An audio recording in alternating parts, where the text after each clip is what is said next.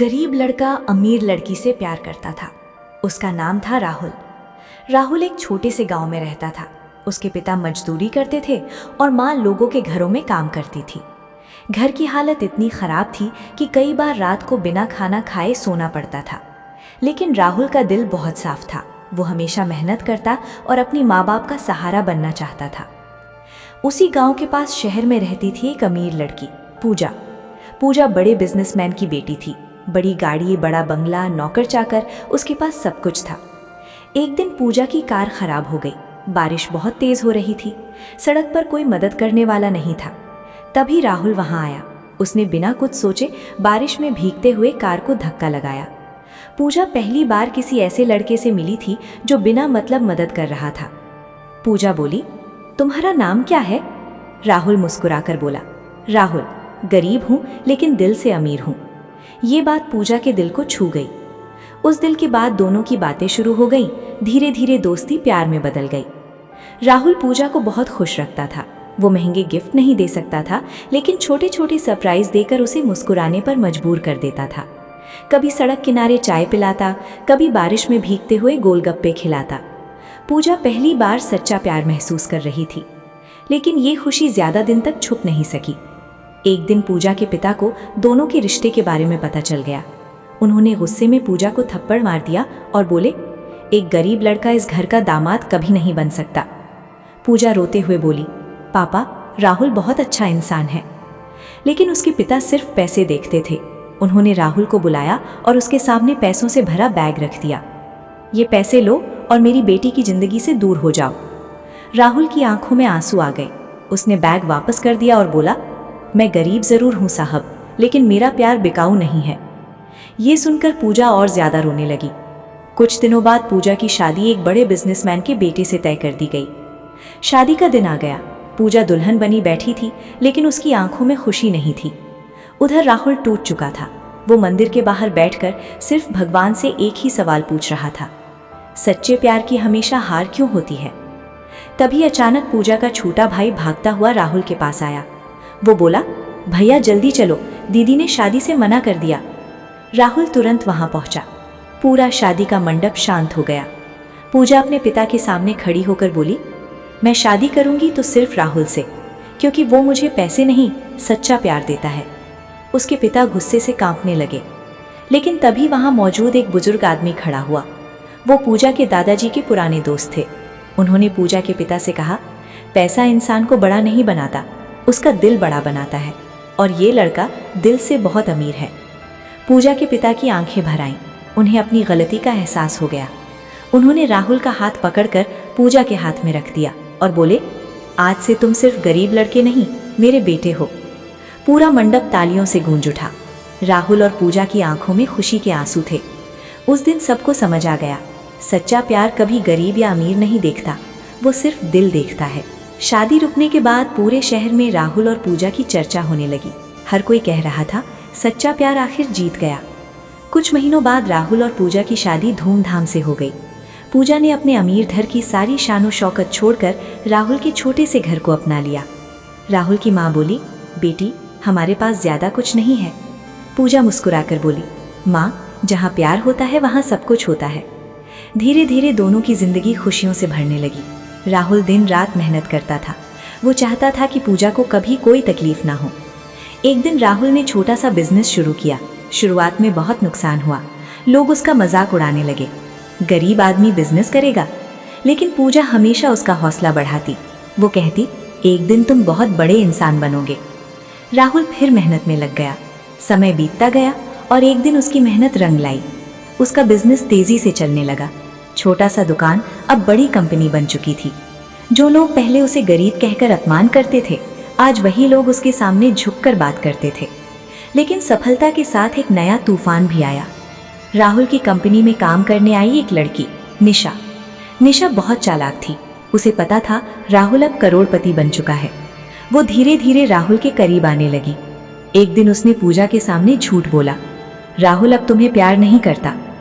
पूजा ये सुनकर टूट गई। उधर निशा ने राहुल से भी झूठ कहा, पूजा तुम्हारी दौलत से प्यार करती है। धीरे धीरे दोनों के बीच गलतफहमियां बढ़ने लगी। घर में रोज झगड़े होने लगे। एक रात गुस्से में पूजा रोते हुए बोली, अगर तुम्हें मुझ पर भरोसा नहीं तो मैं ये घर छोड़कर जा रही हूँ। राहुल गुस्से में चुप रहा। पूजा घर छोड़कर चली गई। उसके जाते ही राहुल का दिल बेचैन होने लगा। पूरा घर सूना लगने लगा। उधर पूजा मंदिर में बैठकर रो रही थी। वो भगवान से बोल रही थी, जिस इंसान के लिए मैंने पूरी दुनिया छोड़ दी, आज वही मुझसे दूर हो गया। तभी अचानक राहुल वहां पहुंच गया। उसकी आंखों में आंसू थे। वो बोला, मुझे माफ कर दो पूजा, मैं लोगों की बातों में आ गया। पूजा रोते हुए राहुल के गले लग गई। तभी पीछे से आवाज आई, ये सब मैंने किया था। दोनों ने पीछे मुड़कर देखा। वो निशा थी। निशा बोली, मैं तुम्हारी दौलत चाहती थी, इसलिए तुम दोनों को अलग करना चाहती थी। राहुल गुस्से में बोला, जिस रिश्ते में सच्चा प्यार होता है उसे कोई तीसरा कभी नहीं तोड़ सकता। निशा वहां से शर्मिंदा होकर चली गई। उस दिन राहुल और पूजा को समझ आ गया, प्यार सिर्फ साथ रहने का नाम नहीं, बल्कि हर मुश्किल में एक दूसरे पर भरोसा करने का नाम है। राहुल और पूजा की जिंदगी फिर से खुशियों से भर गई थी। दोनों ने मिलकर अपने रिश्ते को पहले से भी ज्यादा मजबूत बना लिया। कुछ समय बाद पूजा ने राहुल को एक खुशखबरी दी। वो मुस्कुराते हुए बोली, राहुल, तुम पापा बनने वाले हो। ये सुनते ही राहुल की आंखों में खुशी के आंसू आ गए। उसने तुरंत पूजा को गले लगा लिया। पूरा परिवार खुशी से झूम उठा। राहुल अब पहले से ज्यादा मेहनत करने लगा। वो चाहता था कि उसके बच्चे को जिंदगी की हर खुशी मिले, लेकिन किस्मत को शायद कुछ और मंजूर था। एक रात राहुल अपनी कंपनी से घर लौट रहा था। बारिश बहुत तेज हो रही थी। सड़क पूरी सुनसान थी। तभी अचानक एक तेज रफ्तार ट्रक ने राहुल की कार को टक्कर मार दी। धड़ाम। चारों तरफ चीख पुकार मच गई। राहुल बुरी तरह घायल हो गया। उसे तुरंत अस्पताल ले जाया गया। जब पूजा को खबर मिली तो उसके पैरों तले जमीन खिसक गई। वो रोते हुए अस्पताल पहुंची। डॉक्टर बाहर आए और बोले, इनकी हालत बहुत गंभीर है। पूजा फूट फूट कर रोने लगी। वो राहुल का हाथ पकड़कर बोली, तुम्हें हमारे बच्चे के लिए वापस आना होगा।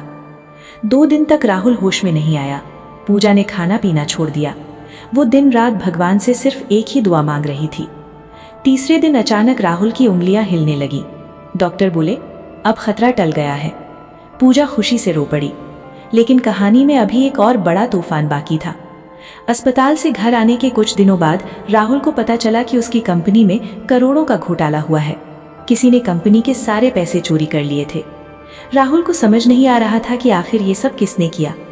फिर एक दिन सीसीटीवी फुटेज सामने आई। उसे देखकर राहुल और पूजा दोनों हैरान रह गए। ये सब पूजा के चाचा ने किया था।